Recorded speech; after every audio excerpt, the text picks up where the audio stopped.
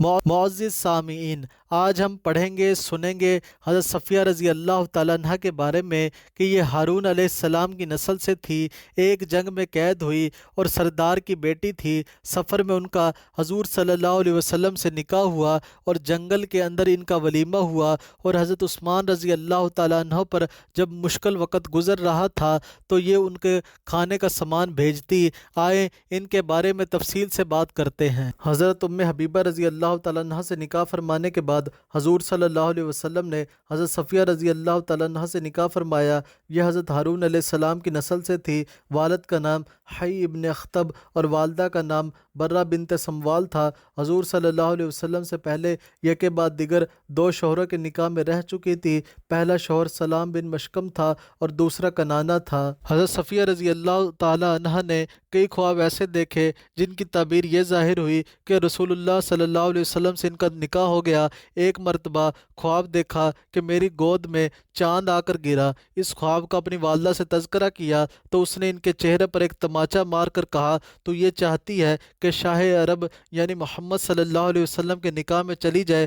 راوی کہتے ہیں کہ ان کی والدہ کا تماچا چہرے پر اپڑا آیا تھا، جس کا اثر حضور صلی اللہ علیہ وسلم کی زوجیت میں آنے تک باقی رہا۔ آپ نے اسے دیکھ کر سبب دریافت کیا تو حضرت صفیہ رضی اللہ تعالیٰ عنہ نے پورا واقعہ سنایا۔ ایک مرتبہ خواب دیکھا کہ ایک آفتاب میرے سینے پر آ گرا۔ اس خواب کا اپنے شوہر سے ذکر کیا تو اس نے بھی یہی کہا کہ تو اسی شاہ عرب کو چاہتی ہے جو ہمارے ہاں آ کر مقیم ہوا ہے۔ یہ اس وقت کی بات ہے کہ جب حضور صلی اللہ علیہ وسلم جہاد کے لیے ان کے علاقے خیبر میں پہنچ چکے تھے۔ 7 ہجری میں حضور صلی اللہ علیہ وسلم غزوہ خیبر کے لیے روانہ ہوئے۔ وہاں یہودی رہتے تھے۔ ان کی رہائش اس طرح کی تھی کہ بہت سے قلعے بنا رکھے تھے، ہر ایک قلعے کی آبادی علیحدہ علیحدہ تھی۔ 4 ہجری میں جب حضور صلی اللہ علیہ وسلم نے یہود بنی نذیر کو مدینہ سے جلا وطن کیا تو ان میں سے اکثر لوگ شام جا کر اور کچھ خیبر پہنچ کر رہنے لگے۔ حضرت صفیہ رضی اللہ تعالیٰ عنہ کا باپ حی ابن اخطب جو بنی نذیر کا سردار تھا،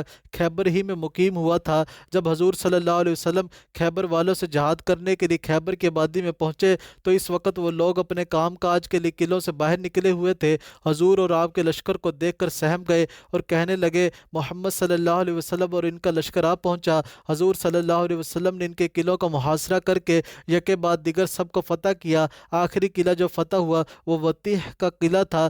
10 روز سے کچھ زیادہ اس کا محاصرہ رہا۔ مرحب نامی شخص جو اس قلعے کا بڑا تھا قتل ہوا اور حضرت صفیہ رضی اللہ تعالیٰ عنہ کا شوہر جنگ خیبر میں مارا گیا۔ جب جنگ ختم ہوئی تو قیدی جمع کیے گئے تو ان میں حضرت صفیہ رضی اللہ تعالیٰ عنہ بھی تھی۔ حضرت دحیہ رضی اللہ تعالیٰ عنہ دربار رسالت میں حاضر ہوئے اور عرض کہ یا رسول اللہ، ان قیدیوں میں سے مجھے ایک باندی عنایت فرما دیجئے۔ حضور نے فرمایا کہ جاؤ ان میں سے ایک باندی لے لو۔ انہوں نے حضرت صفیہ کو انتخاب کر لیا۔ اس آسنا میں ایک دوسرے صحابی حاضر خدمت ہوئے اور عرض کہ یا نبی اللہ، آپ نے یہ عورت دحیہ کو دے دی، وہ بنی قریظہ اور بنی نذیر کی سردار ہے، اس لیے وہ صرف آپ ہی کے لیے مناسب ہے۔ آپ نے فرمایا کہ اچھا، دحیہ کو بلاؤ۔ وہ اس کو لے کر آئیں۔ چنانچہ وہ حسب فرمان والا شان حاضر خدمت ہو گئے۔ حضور صلی اللہ علیہ وسلم نے ان سے فرمایا، تم ان کے علاوہ قیدیوں میں سے دوسری باندی لے لو۔ چنانچہ وہ اس پر راضی ہو گئے اور حضور صلی اللہ علیہ وسلم نے حضرت صفیہ کو اپنے لیے منتخب کر لیا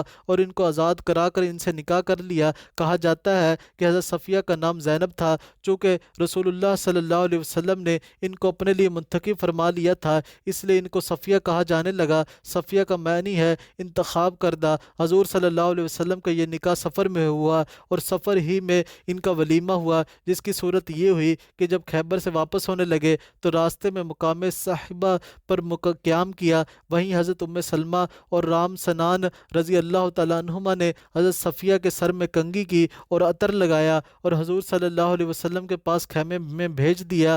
آپ صلی اللہ علیہ وسلم اس رات سوئے نہیں اور صبح تک ان سے باتیں کرتے رہے۔ اس وقت ان کی عمر پورے 17 سال کی بھی نہ ہوئی تھی۔ حضرت انس رضی اللہ تعالیٰ عنہ فرماتے ہیں کہ رسول اللہ صلی اللہ علیہ وسلم نے 3 روز خیبر اور مکہ کے درمیان قیام فرمایا۔ تینوں دن حضرت صفیہ نے آپ کے پاس شب باشی کی، اور وہیں جنگل میں ولیمہ ہوا۔ ولیمہ میں کوئی گوشت روٹی تو نہیں تھی، بلکہ متفرق قسم کی دوسری چیزیں تھیں۔ حضور صلی اللہ علیہ وسلم نے چمڑے کے دسترخوان بچھانے کا حکم فرمایا، جن پر کھجوریں اور پنیر اور گھی لا کر رکھ دیا گیا۔ مجھے حکم فرمایا کہ لوگوں کو بلاؤں۔ میں بلا لایا اور لوگوں نے ولیمے کی دعوت کھائی۔ پورے لشکر میں سے جن کو نکاح کا علم نہ ہوا تھا، وہ لوگ اس تردد میں رہے کہ صفیہ سے حضور صلی اللہ علیہ وسلم نے نکاح کر لیا ہے یا باندی بنا لی ہے۔ پھر خود ہی اس کا فیصلہ کیا، اگر آپ ان کو پردے میں رکھا تو ہم سمجھیں گے آپ کی بیوی اور امہات المومنین میں سے ہے، ورنہ یہ سمجھیں گے آپ نے ان کو لونڈی بنا لیا۔ چنانچہ آپ نے کوچ فرمایا تو اپنی سواری پر ان کے لیے پیچھے بیٹھنے کی جگہ بنائی اور ان کو سوار کر کے ان کے اور لوگوں کے درمیان پردہ تان دیا۔ اس سے سب سمجھ گئے کہ وہ ام المومنین ہے۔ یہ بخاری شریف کی روایت ہے جو کتاب النکاح میں ذکر کی ہے۔ دوسری روایت میں جو حضرت امام بخاری رحمہ اللہ نے کتاب مغازی میں درج کی ہے کہ دسترخوان بچھانے کا حکم حضرت بلال رضی اللہ تعالیٰ عنہ کو ہوا تھا، اس واقعے کو حضرت امام بخاری رحمہ اللہ نے کتاب الصلاح میں ذکر کیا ہے۔ اس پہ یہ بھی حضور صلی اللہ علیہ وسلم نے ولیمے کا کھلانے کا ارادہ فرمایا تو اعلان فرمایا کہ جس کے پاس جو کچھ کھانے کو ہے، جو چیز ہے، چنانچہ وہ سب لے آؤ۔ چنانچہ کوئی کھجور لایا، کوئی گھی لایا، کوئی ستو لایا، اور سب چیزیں ملیدہ کی طرح بنا کر ایک جگہ ملا کر رکھ دی اور سب نے کھا لی۔ حضور صلی اللہ علیہ وسلم بڑے کریم اور شفیق تھے اور اپنی بیویوں کو بڑی اچھی طرح رکھا کرتے تھے۔ حضرت صفیہ رضی اللہ تعالیٰ عنہ آپ کے ساتھ خیبر سے مدینہ کو روانہ ہوئی اور راستے میں کئی دن لگ گئے۔ جب اونٹ پر سوار ہونے کا موقع آتا تھا تو آپ اونٹ کو بٹھا کر خود اونٹ کے پاس بیٹھ جاتے اور حضرت صفیہ آپ کے مبارک گھٹنے پر قدم رکھ کر اونٹ پر سوار ہو جاتی تھی۔ خود حضور صلی اللہ علیہ وسلم حضرت صفیہ رضی اللہ تعالیٰ عنہ کا بیان ہے کہ میں نے رسول اللہ صلی اللہ علیہ وسلم سے بڑھ کر اچھے اخلاق والا کوئی نہیں دیکھا۔ جب خیبر سے مجھے لے کر روانہ ہوئے تو اونٹنی پر مجھے نیند آ جاتی اور میرا سر کا کجاوا میں لگنے لگتا۔ آپ صلی اللہ علیہ وسلم اپنے ہاتھ سے میرا سر تھامتے اور فرماتے کہ اے حی کی بیٹی دھیان سے سوار رہ۔ مدینہ منورہ پہنچ کر حضور صلی اللہ علیہ وسلم نے حضرت صفیہ رضی اللہ تعالیٰ عنہ کو حضرت حارثہ بن نعمان رضی اللہ تعالیٰ عنہ کے مکان میں قیام کرا دیا۔ مدینہ کی عورتوں میں ان کے حسن کی شہرت ہو گئی تو دیکھنے آئی۔ حضرت عائشہ رضی اللہ تعالیٰ عنہ بھی دیکھنے کو پہنچی۔ ان سے حضور نے دریافت فرمایا کہ کہو صفیہ کیسی ہے؟ بولی ہاں میں یہودیہ کو دیکھ آئی۔ حضور نے فرمایا ایسا نہ کہو، وہ یہودیہ نہیں ہے، اسلام لا چکی ہے، وہ بہترین مسلمان ہے۔ حضرت صفیہ رضی اللہ تعالیٰ عنہ نے مدینہ منورہ پہنچ کر اپنے کانوں کے زیور، بالیاں وغیرہ حضرت فاطمہ اور دوسری عورتوں کو دے دی۔ یہ زیور سونے کا تھا۔ حضرت صفیہ رضی اللہ تعالیٰ عنہ بڑی عاقلہ، فاضلہ اور بردبار تھی۔ حضرت صفیہ رضی اللہ تعالیٰ عنہ کی ایک باندی نے حضرت عمر رضی اللہ تعالیٰ عنہ سے شکایت کی کہ جب کہ وہ خلیفہ تھے کہ صفیہ ہفتے کے دن کو یہودیوں کی طرح دوسرے دنوں سے اچھا سمجھتی ہے اور یہود کے ساتھ روپیہ پیسہ سے اچھا سلوک کرتی ہے۔ حضرت عمر نے اس بارے میں آدمی بھیج کر دریافت کرایا تو حضرت صفیہ رضی اللہ تعالیٰ عنہ نے جواب دیا کہ ہفتے کے دن والی بات تو غلط ہے۔ جب سے اللہ نے مجھے مسلمان بنا کر جمعے کا دن عنایت فرمایا، میں نے ہفتے کے دن کو محبوب نہیں سمجھا اور یہود کو روپیہ پیسہ اس لیے دیتی ہوں کہ ان سے میرے رشتہ داری ہے کا تعلق ہے۔ گو وہ کافر ہیں مگر رشتہ دار ہیں، اور اسلام میں کافر رشتہ دار کے ساتھ سلوک کرنے کا باعث ثواب ہے۔ اس کے بعد اس باندی سے حضرت صفیہ رضی اللہ تعالیٰ عنہ نے پوچھا کہ چگلی کھانے پر کس نے آمادہ کیا؟ اس نے جواب دیا کہ شیطان نے مجھے پھسلایا۔ فرمایا جا تو آزاد ہے۔ حضرت صفیہ رضی اللہ تعالیٰ عنہ کو حضور صلی اللہ علیہ وسلم سے بے انتہا محبت تھی۔ جس بیماری میں حضور صلی اللہ علیہ وسلم کی وفات ہوئی، اس بیماری میں حضرت صفیہ رضی اللہ تعالیٰ عنہ نے کہا کہ یا نبی اللہ، خدا کی قسم میرا دل چاہتا ہے کہ جو تکلیف آپ کو ہے آپ کے بجائے مجھے ہو جاتی۔ اس وقت وہاں دیگر امہات المومنین بیٹھی تھی۔ انہوں نے اس بات کو مصنوعی بتانے کے لیے کنگھیوں سے ایک دوسرے کی طرف اشارہ کیا اور بعض نے زبان سے بھی ایسی بات کہہ دی جس سے حضرت صفیہ رضی اللہ تعالیٰ عنہ کی بات بناوٹی ظاہر کیا۔ حضور صلی اللہ علیہ وسلم کو یہ محسوس ہو گیا اور آپ نے امہات المومنین سے فرمایا کہ تم کلی کرو۔ دریافت کیا کیوں؟ فرمایا اس لیے کہ تم نے اس کی غیبت کی۔ کنکھیوں سے اس کی طرف اشارہ کیا۔ اللہ کی قسم یہ اپنی جان بات میں سچی ہے۔ حضور صلی اللہ علیہ وسلم بھی حضرت صفیہ کی خوشنودی کا خیال فرماتے تھے۔